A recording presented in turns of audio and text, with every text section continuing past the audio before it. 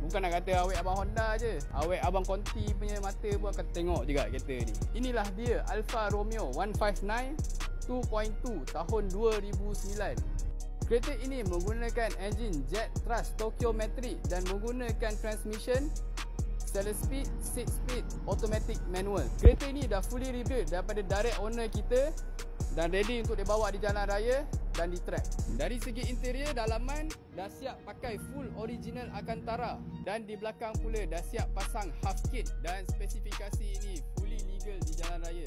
Paling menarikkan mata-mata bumper depan custom Hawk Edition. Jadi harga kereta ni saya ingin jual dengan harga 49,800 sahaja, termasuk Puspakom dengan tukar nama di JPJ sekali.